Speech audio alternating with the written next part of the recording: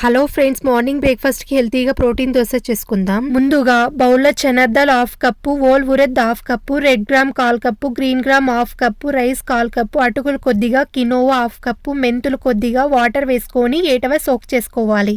చూసారు కదా, ఈ విధంగా ఉండాలి. ఇప్పుడు మిక్సీ జార్లోకి ట్రాన్స్ఫర్ చేసుకొని వాటర్ కొద్దిగా వేసుకొని గ్రైండ్ చేసుకోవాలి. పిండిని పాత్రలో వేసుకుందాం.